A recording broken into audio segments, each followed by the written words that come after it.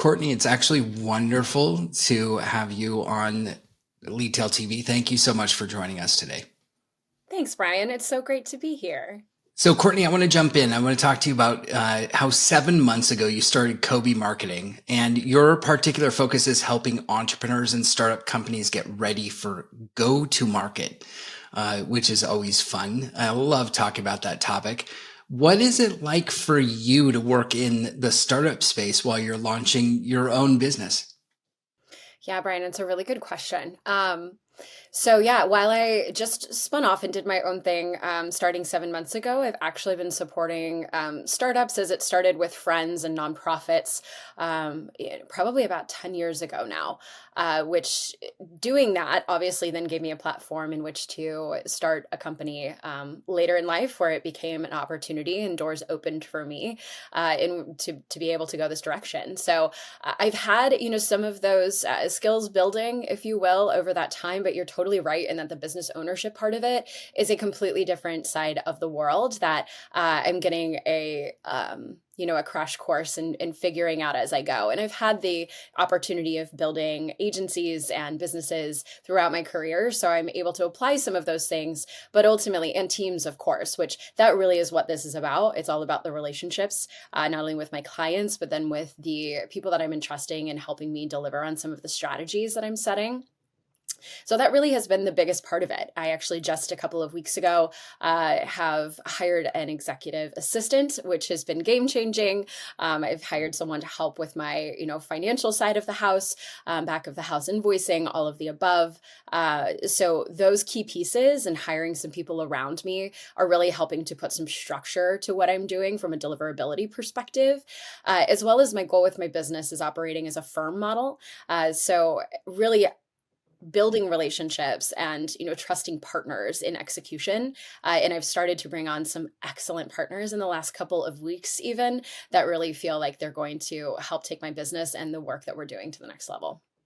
Yeah, that is so fun. I love that. It's kind of like that first time that you do anything. It's like this almost newborn feeling. It's this feeling of like excitement and possibility and creation, and the energy is just like you can't recreate it. I wish that everybody got to know that first year feeling of that first year new business. Well, I know that you've done that many times before. It's a different feeling there. Anything surprise you about it, or do you feel like you were properly prepared for it all? That's a really good question too. And to that point you just made, like, I'm a builder. So while I'm doing this for myself and I recognize the importance of getting the foundations correct for myself, it's really what I'm helping my companies do as well. The teams that I'm able to partner with. And so doing it in conjunction is, we get to kind of learn together in a lot of ways, but there's also things that, I've done time and time again, to your point. So being able to continue to build on that, is it's fun. It's a constant learning, and I'm absolutely a constant learner myself. So as far as things that have surprised me, um I think it's actually that it's easier than it looks, or easier than I think we try to make it seem. And perhaps that is, and it 100% is my own unique perspective and how I've been able to get started. I did have a lot of foundations in place. Like I mentioned, I had clients. I have a wonderful referral network. I had some things that could help me, but things I was afraid of, like insurance and like, my 401k and contributing to my future. And, some of those things that I think we set up and run through corporate structure in our country is it really scares people from being able to do things on their own. And not only have I found that there are certainly systems that can work for you in business ownership, but there are so many people who are just excited to help support you in it, that I think those have been the main surprises for me, in that, like, this is actually possible. The things that scared me before are truly not as scary when you are actually in the process of doing them. I actually have that Mandela quote on my wall right here. It always seems impossible until it's done, which is a great motto for life, for me especially. Oh, that's awesome. I'm so excited. I mean, the energy I can feel from you, even, just, in talking to you before we got on, and also now is like such that, like, Yeah, I can only imagine what it's like to be working with you, and how much fun that is. So I'd love to talk with you about like over the course of your career as well. You've worked with businesses of all sizes. What are some of the similarities and the differences you've noticed in marketing needs of companies at the different stages of their own growth? Yeah, another really good question. I would say ultimately that good strategy is good strategy regardless of the size of company that you are. So that's the approach that I take to a lot of the startups that I am working with, even though I've worked in scaled businesses. Like I was at Walker Sands, an agency in Chicago for 8.5, almost 9 years. And I was employee like number 16 or something along those lines there. And by the time I left, we had multiple offices across the country. They've continued to grow. But ultimately, having that solid strategy as it evolved, of course, with the business goals as we grew and scaled the company itself, was, some of those strategic core pieces never really changed. It was really about following that vision, following that North Star, making sure that that we had all of the business practices in place to continue to drive that mission forward. So for me, I take that exact same lens into any size company that I'm with. Of course, in action, in an activation, it changes as far as what you actually end up doing for them. Budgets, of course, scale or may not be existent. So you may have to start with some things that are much more approachable, like organic and owned channels. And what have you, but really getting that core strategy in place is truly the thing that will help set businesses apart. You know what? I'm sorry, I'm going a little bit off script, but you just got me like right in the heart of like Right.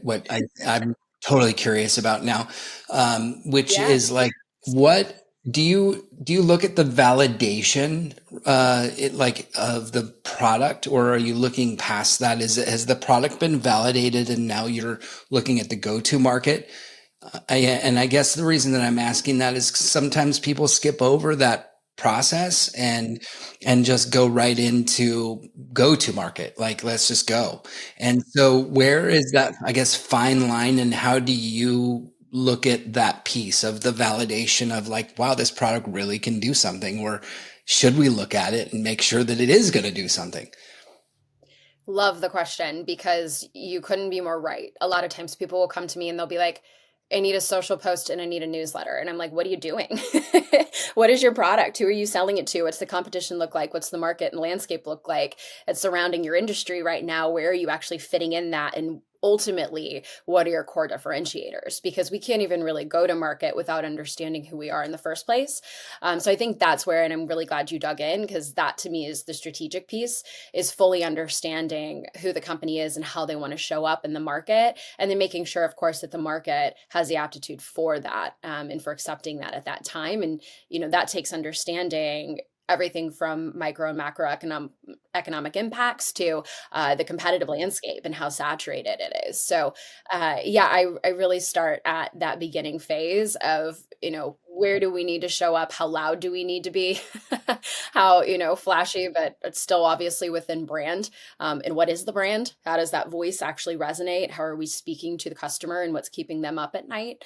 Those are the things that I'm always, looking at testing. And I do have, I would say, several of my clients, we are still very much in that product market fit area of there's proof, we're seeing some proof that this is working, but actually having that, mass takeoff are areas where we're still working on, which I think that happens in the startup space, right? That's why we're not all unicorns. Mm. Wouldn't that be a wonderful place? Although it'd be pretty, Wouldn't it? then it'd be all vanilla at that point because we'd all be That's unicorn. right. But That's that right. sounds like a lot of fun. It That's is. cool.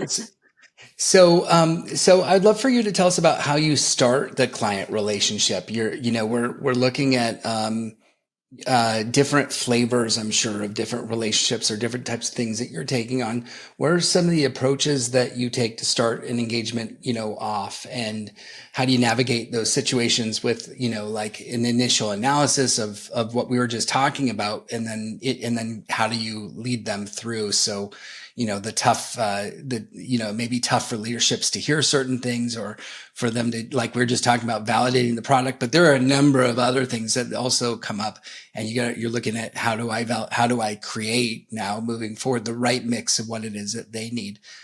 I guess my question is, how do you start off that relationship? And I've always said people to people, we've very much, it's all about the relationship that you are creating with those people. And that's the beauty of being able to work for myself, is that I get to create relationships with people who understand not only the value of marketing, but ultimately and we align very clearly on what outputs should look like, what outcomes are desired.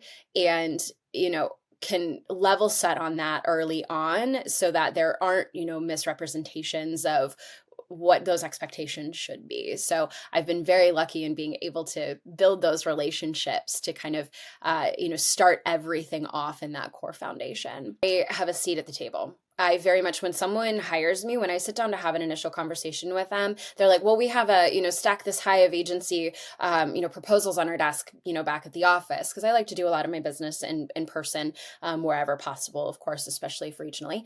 And, I'll say, that's fantastic. I love agencies and I know exactly how to activate them. And it's very likely that you need both of us, because I will tell you that agencies can't really be successful unless they have an internal, leader and champion who understands their language and what it is that they need to be ultimately successful.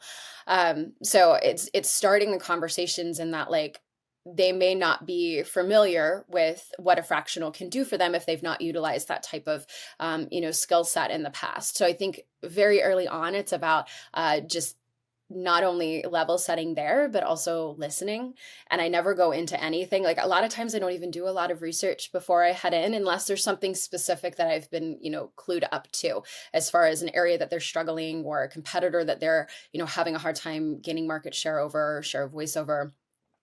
Then ultimately I'll just come in and I'll just listen. And I just poke. I just continue to ask questions that really get to the core foundations of the business. How are we operating? What is the team structure like? Very much using, and even I just said it there, using the our language. It has been a very easy transition for me to just feel that I am so a part of each and every one of these teams, so that I'm walking along in step with them as some of these key things are occurring within the organization. So for example, one of my clients I just kicked off with the beginning of December. We actually just had our 1 month mark just a couple of weeks ago, or a couple days ago. And they had a board meeting yesterday, and they, have begun to trust me enough that I'm the only other person outside of the co-founder that got walked through every single slide, was asked for that feedback. But not only does that, show to me, the value that hopefully I'm providing for their team, but it also provides immense value for me, as I now can go. And of course, once things are approved and we're able to act on them, it helps me to start thinking through those strategies going forward. So that in and of itself is just a perfect example of a great relationship, is that as long as I have that seat at the table, and I'm being brought in, I am that member of the team that, from a senior level perspective, who's helping to drive the strategy forward. Isn't it amazing what transparency can do to make your job easier? That's exactly it. And I think I'm very direct, not in, Mm. a rude way, which I think often it becomes seen as that, but I'm a very direct person in that I will ask the questions, and I will, raise my hand to say, hey, just heard you say this. Can I go ahead and get that meeting on the calendar so that we can talk through it as a team, and, that type of thing. So being very transparent, being very collaborative, knowing that you need the rest of the humans to get the work done, I Mm. think also, helps build that trust. So I know that you're again. I'm going to go in a because you're sparking something here, which is you're obviously your people first, and you're looking at the human relationships, and then you also have data and this whole idea of like, where are you heading and what is it driving. Where do you personally kind of look at the combination of the two? Uh, is it like a humans first and then data second, or is it both on equal level? And how do you kind of balance that throughout your own relationship with whoever it is that you're serving? Client A, B, or C, doesn't really matter. Exactly that. I would say that I'm very much a gray space type of person, which I know doesn't work for everyone. So for me, it depends entirely on the situation and entirely on the team. So for example, if we have data that we know we can trust because our systems are clean and everything has been put in place to help us be able to rely on that, and we're now in a place of iteration and agile movements within our strategies and campaign execution, then I would say absolutely I am looking at the data to help inform. But I also, one of my favorite parts about marketing is, the philosophy, the actual pieces of understanding why people make the decisions that they make, the things that keep people up at night in these particular practices, understanding that ultimately at the end of the day, it's not just either buying your solution, it's about making an investment that could impact their job, which impacts their life and their lifestyle and their family. So for me, it's always having the heart at the center of all of it, and trying to speak through to that and all of the creative, of course, that you're able to then package it, put the icing on the cake, if you will. But yeah, I would say it's always striking that balance between the head and the heart, as pretty much everything is. But then that gut sometimes will come in and be like, this is what it's telling me. So I think it's been following intuition and, relying on both that important relationship that you're building, but also knowing, and for me, it's where a lot of the trust has come in, and is if I have a founder or a CEO come to me and be like, we have to do this, and I'm not afraid of saying, well, why? Because where we're focused right now is right here, and this is what you told me the goal was, and I don't see this necessarily adding positively to that strategy. Let's at least have a conversation through this before we start dedicating resources that direction. So I think that can be helpful too. What do you think the biggest challenges are right now for startups when it comes to marketing? Yeah, yeah. Oh my goodness. Well, obviously, we've been in a strange VC land, if you will, from a funding perspective. There's still funding happening, but it's not happening in the same capacity that we were seeing, especially pre-pandemic, and also in the beginning of the pandemic, of course, especially for a lot of varying technologies that were needed to help people move to a remote environment. So I think there was a lot at that point in time, especially not knowing how long it was going to last and all of the above. So we've seen a major wave and a big change in how, not only companies are interacting with VCs, but also what is being demanded of their funding partners in some of those results. So data and analytics and reporting has become even more important. I have seen that, and I would say that that can be a scary place for a startup who hasn't necessarily invested in that direction, or doesn't have the key partners in place to help make some of that data tell a story, which I think is one of the most important things. I mean, data can do what it can do for us, but we got to be able to build the narrative around it, that doesn't just tell the story that we want it to, that actually can help to paint the picture of what's happening. So I would say there's that. I would also say just clarity in understanding where to focus. So I think so many times marketing is such an overwhelming place and space for people who don't live in it every single day, like we get the chance to, because there's so much changing all the time. And not even that there's so much changing, there's so many channels. There's so many different areas when you look at, paid, earned, shared, owned, all of the different, verticals, all the areas where, if you have multiple audiences, what channels do you really need to be on?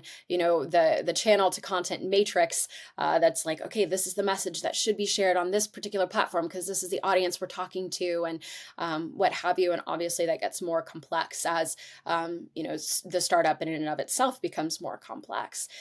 So I think it can just be very overwhelming of understanding where to start, which again, that kind of takes me back to the first question of, how do we even start these engagements? And it's about the strategy. So getting very clear on what the goals are, Mhm. can really help to refine that for startups.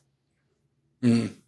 It's fascinating to me that the CMO's role has become such a contributor towards revenue, and Yes.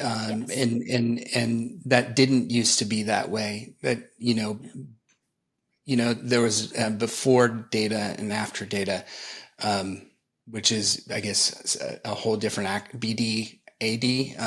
So Yeah. so now you now you have like this ability to do that, and yet you're balancing also the creative side, the brand side, which branding is not necessarily, although some people would argue, I guess, that it is a revenue generator, but it's not directly related in some cases to it. It's a long game. And so where, I guess what I'm asking is, within all of that, where do you see the greatest opportunities right off the bat? For most of the time, when you walk into a company, you're like, this just works every time. Where is that for you? Yeah, that's a really great question. For me, I'm a big website believer. I believe that especially in the B2B space, your website should be a lead gen engine for you. And so I'm typically looking at, and you also, I mean, the way that you show up online in a variety of different capacities that includes social. While I am not the person who's going to be hanging my hat on that social solves all problems, it is a place that people are uh, going to do their research and understanding your company. So for me, it's always about looking at, well, I always start with understanding the internal first and then going to the external resources that people have to engage and interface with and say, does this tell the same story? Are we actually being clear and concise in our messaging and how we're communicating to people? Is it easy to navigate and find the answers that they need very quickly? And beyond that, are we searchable and findable? And are we showing up in the right places and searches? SEO, I love SEO. I think it is one of the best tools, of course, being layered on and, encapsulated in an overarching plan and strategy. It's typically much more long term, but there are sometimes some things that you can do as low hanging fruit to say, as simple as like metas. Do you have metas in place? When you're working with startups, sometimes they're like, no, our site was built by engineers and we didn't even think about that.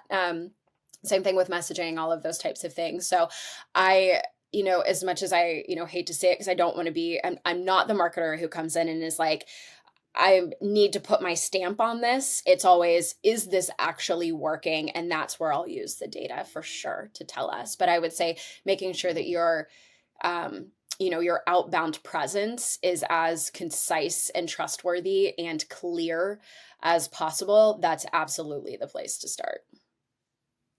Okay, so time for the really, really difficult question. Oh Uh, no. I'm just kidding. I'm just kidding. You have such an insane passion, as I understand it, and we are in total agreement, because I also have a passion for this too, which is journaling. Oh You yes. you describe yourself as having a journal addiction. I do too, and so I've never met somebody who is like symbiotic in this way. No Tell way. us That's about. awesome. Yeah, it's like I guess 5,000 days of journaling that I just find cathartic, and actually this is the first time I've ever speaking about it. So I love that I met you. Just to know that you are also out there doing that kind of thing, maybe even differently, because I think everyone journals totally differently, and I'd love to learn about your Totally different. experience. What's your journal journey, Oh my and how gosh. are you using it to journal these days? Oh my gosh, how awesome. So yeah, I would say my journal journey has it goes back really far. I mean, I was definitely the young girl who, wanted to write things down so that I could help process them better as they were occurring in my life as a kid. And, I got away from it certainly in college and a little after college. And I think it was, when I was trying to better understand how to optimize not only my use of time, but then how that time was impacting the way that I interacted with my life, is when I really started to look for and add journaling again. So it just started with, blank notebooks. I have, tons even surrounding me of notebooks that I've used to fill, with thoughts and all of the above. I worked with an empowerment coach in Chicago, and she certainly, helped to bring me back to the structure of journaling. Her entire process was, here's your prompt for the day, and here's an entire blank piece of paper for you to go down. And that was a very cathartic, at an important part of my life. And so I started to try to figure out how I could use that in my day to day. to even help with some of my organization, and keeping myself on pace to accomplishing things that I wanted to do in my personal and professional life. So a very good friend of mine is also a journal enthusiast, and you would absolutely adore her as well. She turned me on originally to the Best Self Journal, which is one that I had started off on, which was it's a quarterly. It's a 3 month, so a 12 or 13 week, I think they expanded it to, planner that allows you to have three different goals in different areas of life. With they've expanded now to habit trackers and gratitudes, and a daily planner that shows you how to break down your time into 30-minute increments, which several years ago was an eye-opening exercise for me to say, wow, my day is truly comprised of this amount of time that I can actually use to optimize, how I'm spending my life. So I loved that. That was a very good thing for me at that point in time. That right now is not serving me. That kind of granular writing down by 30-minute increments what I'm doing with my day, because I have multiple clients who will pop up at some point in time, and the thing that I thought I was going to work on in my work block is completely obsolete, and actually I'm running out to a photo shoot because we've got somebody coming in and we need to get headshots. So it's got to be a little bit more flexible right now. And as I mentioned, I'm very much a gray space person, so that works okay for me. So what I've actually chosen to do, because I usually every year I'm starting with a new journal, January 1st, I'm excited to start it. So this year I'm taking a completely different approach. And what I've done is I've actually deconstructed the elements of what works really well for me in journaling. And that is gratitudes and habit tracking and goal setting. So reversing that, it's goal setting first, of course, and then it's the habit tracking towards those goals, and then it's the gratitudes that help keep me grounded in the work that's happening, so that you can remind yourself that there are little mini miracles that are occurring, even as you're trudging towards some of these things, as it often feels. And I've also then taken that quarterly approach that I'm going to completely reset at the top of the quarter every single year, or every single quarter this year.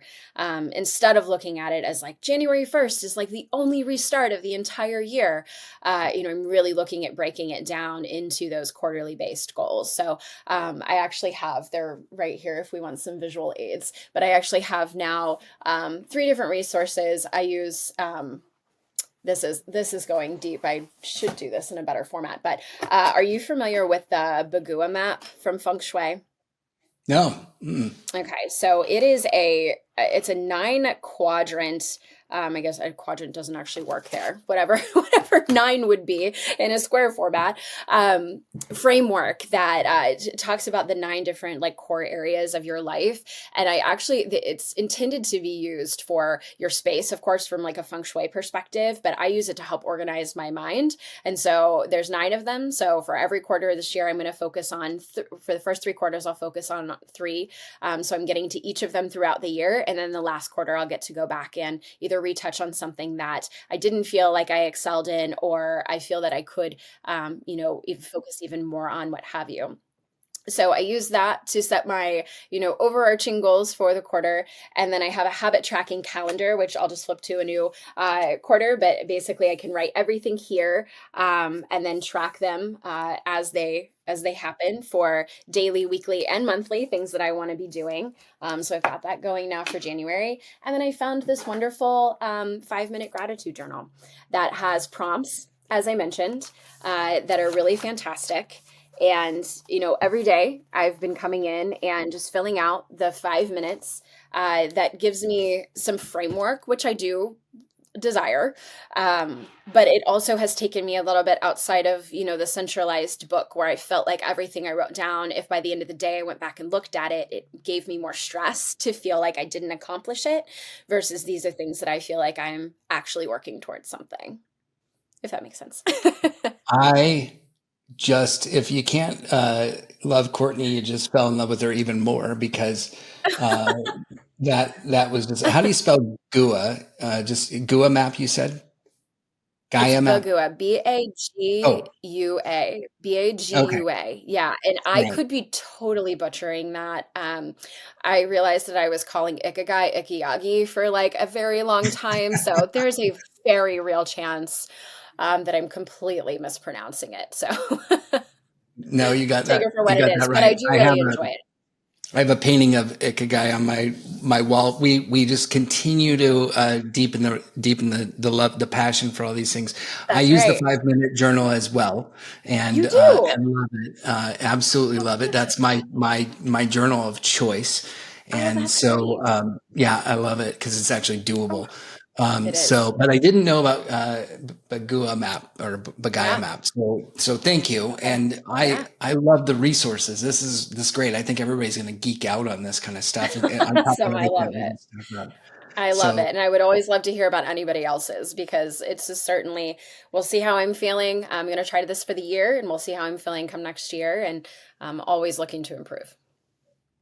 well, thank you so much for spending your time here with Leadtail TV and with everybody watching. I really appreciate it. I took a whole bunch of stuff away, and going to be Thank going you. to download my map here right after we get off. So, um, Perfect. I love thank it. I love it. Well, thank you so much. Appreciate it.